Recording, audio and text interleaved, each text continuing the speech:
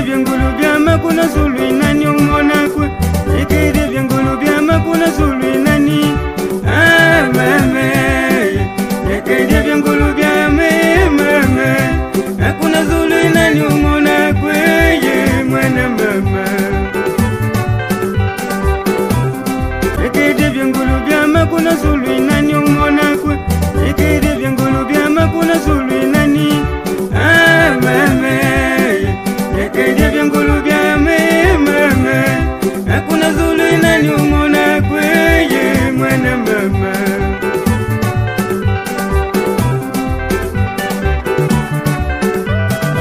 Honorable Nzinga na kata ba Afrique du Sud. Blaise Nzinga honorable nde to lobela nde do émission to lobela nde to na film pour na kobeta bato bazoyo kate to na film pour na kobeta bato so ba désordre donc film oye yango to bi to lobela nde do émission to lobela nde to na film pour na kobeta bato bazoyo Aza Chilo cinéma officiel télévision beau s'abonner massivement mama top abandozanga atteint na ba film na bango. C'est notre groupe, hein? Cinéma. Voilà. Au moins, un film, M. Maman Top Azar, artiste principal, vraiment tourné en haut. Il y a aussi ça, on a Cape Town. Voilà. Maintenant, sur Cape Town, il y a Djobourg, partout en Afrique du Sud. Pour s'abonner massivement à Chilo. Cinéma officiel TV. Ya chaîne nabino bon mon nabino monde to défilé ba artiste nabino baza na RDC awa na ba oyo baza kuna to bando défilé biso so po eza chaîne ya bandeko na biso ya mwana. Shalom tout le monde. Shalom PPDD, shalom na bana nzambe nyonso bandeko nyonso tout oyo bolingaka émission to lobelande émission kitoko ya honorable Blaise Nzinga. Ma bisika na sobozali ba merci na bio na ebiki ebele ba bengaka ebele ba tunaka ebele ba landelaka émission na biso. Merci na ba o déjà baza ba abonné na biso vraiment nzambe apambola bino yo pe ozolanda biso ozana na abonné te s'abonner na chaîne na biso oyo ezali Chilo Gospel Cinéma TV tolobelande na chaîne na biso tolobelande tolobelaka émission na biso tolobelande tolobelaka makambo nyonso.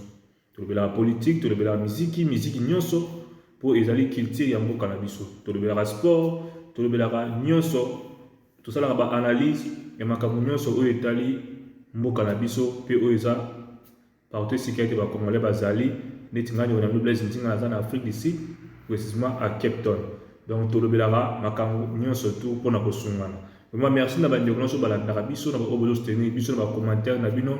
Na ba aimer na bino ba like na bino. Moi merci partout et sécurité bozali pour soutenir biso papa Blaise Nzinga azana bino. Voilà avant tout bana to sana nzambe merci o ya bateli biso ko bana les premiers qui na commission sur le lot na date au tozali na mois de septembre vraiment tika ete nzambe azalo comme po ita do pesa biso pema azo batela biso do protéger biso ba ba kufa to l'équipe bango na elo côté. Bande kono surtout ya Angola, Lubango, Luanda, Bengela boyeba ke bientôt na kozala wana tokuta na bino tokosolola bandeko tout obozala abonné na biso na TikTok na Facebook na chaîne na biso Chilo Gospel Cinéma TV obolanda ka émission to lobelande émission kitoko boyeba ke bandeko ya Lubango Bengela Luanda bientôt na kozala wana to sala ouais vraiment na kozala wana to sala ba émission to lobela makambo moi ebele oyo iso le kapena Luanda to tambola mo batebe na biki bele bozela ngai ba master nga bozebele mana pesa ba komeza te mais tokutana bientôt. Vraiment merci na bakolo baza kuna tokobeta ba concert tozala na pona lokumu na nzambe bozala na pona kokutana na papa Blaise Nzinga honorable Nzinga. Vraiment topesi merci na bandeko baza na Angola oyo bazela biso. Merci na biso na Coxi Mangaribi oyo chaque fois là pour soutenir émission to le belande et tobosani te na Dea Chaka Chamala. Dea artiste musicien chrétien à Cape Town pour aller directeur esthétique et mission sur Cape Town Dea Chaka Chamala. Et le monde la président Franck Chamala na pese équipe mobile sanga bambote. Vraiment merci na biso na ya aider sasa. Balobi to pesi merci na biso na ya aider sasa. To bosani te na Odile Manzaka club de star Odile Manzaka ici boza na Europe bambote na yo yuti pa honorable Blaise Nzinga. Ya to bosani te ko pesa bambote na biso na grand frère na ngai propre Pichu Kalo na kati ya Bela Belgique et puis tobosani te na VV la patron na mona ya poto ya Tongo na le président José de Londres bandino sur les tigres et les tigresses ba mbote na bino sika bozali ba on va soutenir émission tout de Belande papa Blaise Nzinga ya nzambe na lola a pambola bino tobosani te ko pesa mbote na biso et puis na grand frère na ngai na bandeko na ngai na José grand frère José Lotoko awa na kati ya Cape Town tobosani te na président Guy Kingambo tobosani te bambote esika zali bato ba soutenir biso tobosani te na Yaya Wete na kati ya retraite na ya Chomba Luboya tobosani yo te boza vraiment ebele président David DVD na kati ya retraite tobosani yo te ya Tombé du Ciel TV Alex Tima ba merci na bino esika bozali o bozo soutenir vraiment yango na minga kolobela ezate tozotela bino image botala bino moko omambi la belle na église ya pasteur Moïse Mbia kende ko sala nini basololi nini biso za émission tolobela nde tolobelaka nyonso o eza koleka loka tomoni makambo ezoleka yango toye kolobela toli bino image bao botala ki bino ezoleka na mboka omana biso Mbia belle abongoli mutema akomi koyembela nzambe atiki na misika mokili to mama Mbia belle aye kosolola nini na pasteur Moïse Mbie par rapport ya makambo toyokaki bafoto etambolaki bino moko bolanda ba commentaire na bino ekosala bien yo oza abonné te s'abonner mbala na chaîne na biso et puis partager lien zwa link wana partager yango tina bato bokota bo s'abonner tokoma na 1K ekosala biso bien so babonné so komi na 1K tokomi na 1K ekosala bien donc bo s'abonner vraiment massivement tokoma na 1K avant décembre sorry avant décembre tokoma na 1K et aussi la bien pour chaîne na biso ekoma pesu na ba vitesse makambo susu olimo so biso na TikTok obetika ka évangéliste honorable Nzinga ozo biso na TikTok olimo so biso na TikTok le susu obetika Blaise Nzinga toza wana et puis émission to le belande pe na TikTok ezali oke wana otindika ka lien to s'abonner mbala moko na chaîne na biso na Facebook na biso so olimo so ngai Blaise Nzinga Molongi obeti Blaise Nzinga Molongi na Facebook okozwanga na sala de Facebook mususu ezali Blaise Nzinga Senga donc Blaise Nzinga Senga soko moni zanga rotinela nga demande et puis Blaise Nzinga Molongi pe ezali ngai donc émission to lobelande émission kitoko émission de classe to la maman Mbia belle na église cité Bethel au badobenga Bethel Arena et puis après yango to komona toute image ya papa na biso Vital Kamere ndenge nini pourquoi a démissionné bino moko bolanda makambo ndenge lekaki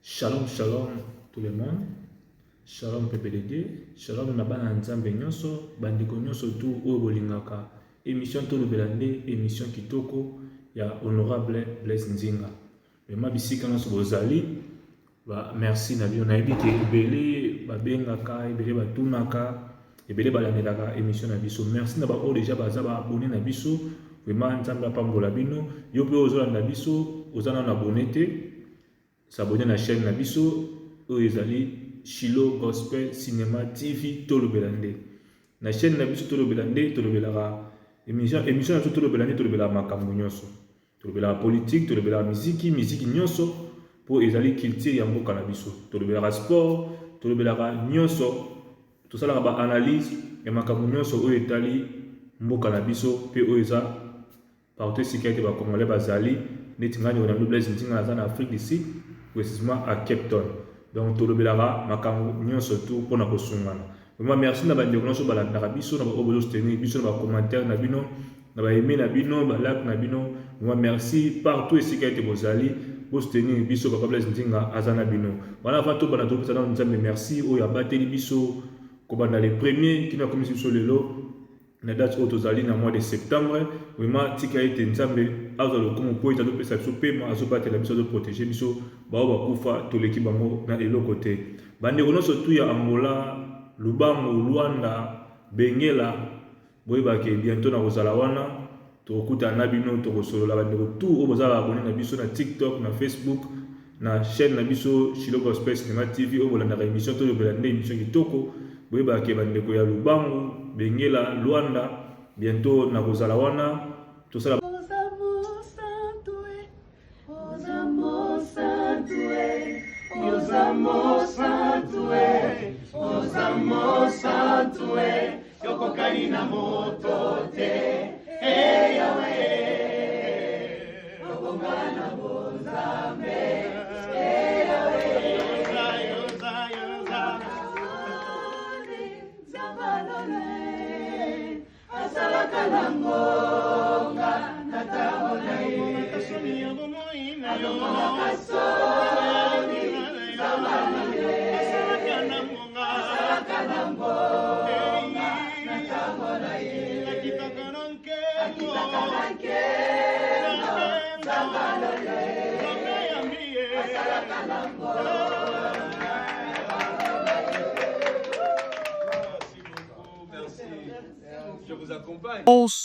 Précise devant la commission spéciale et temporaire, je n'ai aucun doute que notre lanterne à nous tous a été éclairée.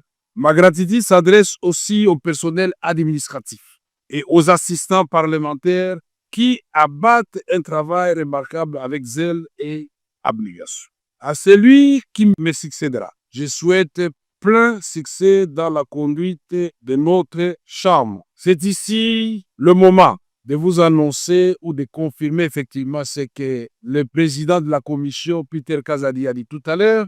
Je donc, en âme et conscience, décidé devant 110 millions de Congolais de considérer que ma petite personne ne doit pas bloquer une grande institution comme l'Assemblée nationale. J'ai donc décidé de déposer ma démission.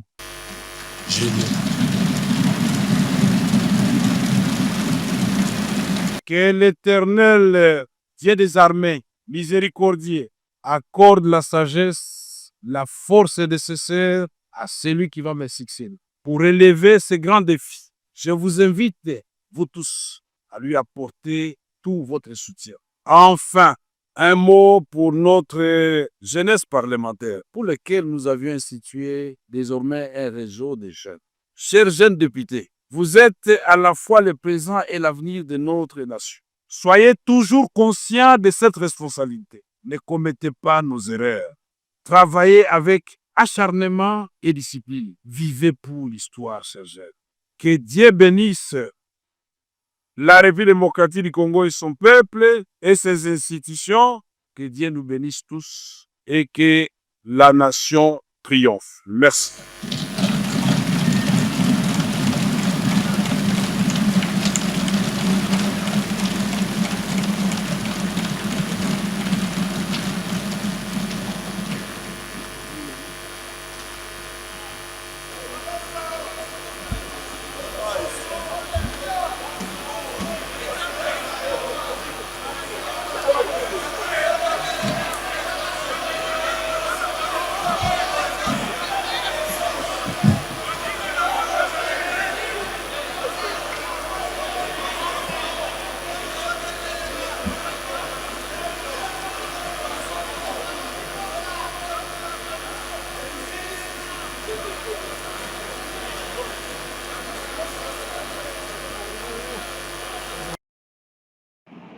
Shalom, shalom, peuple de Dieu. Bana nyonso à Cape Town, tous les chrétiens, les amoureux de Jésus. Tozo Ben Sabino, le 12 octobre, dans la célébration Bikelekele de Mozala Awa. La salle Moyo, Sitiro, et ça en face na Wenze, place Babenga Kawenze, il y a mercredi, na parade. Mozala Awa le 12 octobre, na 15h30. Nous avons célébré ça, nous avons fait son temps ensemble. Papa Naï nous a invité la communauté congolaise, toutes les provinces confondues à Congo, Boya Tokuta na to célébrer pour Mukoloana na célébration Bikelekele. Makelele oyo biso tokosala Mukoloana ekokoma tie pa Nzambe Nzambe akoyoka kolela ya bana na ye. Yango nazobenga bino nyonso tokutana awawa na Mukoloana. Shalom, shalom, shalom, shalom. Bana nyonso Cape Town. Basi ya Suki. Ba mama Suki ya Cape Town, ya Top 10. Ba mama Suki ya Weinberg. Belleville. Ba papa salon de coiffure. Ba mama ya Parade. musala tozana ngo le 12 octobre à partir ya 16h eza dimanche kende no musala na tongo tokutani na poko awa toya bon de soutien zaka 100 reng toya biso nyonso tokumisa nzambe tozokota ba mois oyo ezalaka na ba turbulence makasi tokota novembre tokota décembre toya le 12 pour que tobongisa ba mois na biso pe to célébrer fin de l'année. Que mon Dieu vous bénisse. Maman Evelyne. Shalom, shalom. Tobeni bino boya ebele le 12 octobre. Boya to célébrer Nzambe ensemble na bino et ça la bien entre les 100 reines 200 Bikele 1, 2, 3, voilà. Le 12 octobre, biso nyonso, les habitants de Cape Town, Osaka Cape Town, ceci te concerne. Il y a toutes les églises confondues, avec tous les pasteurs de Cape Town. Donc, Awa avec l'association Lisanga, l'association qui est l'ensemble de tous les musiciens chrétiens de Cape Town. Donc, Awa, nous allons célébrer Mokozi Abakonzi. Ça, nous a mérité louange et adoration.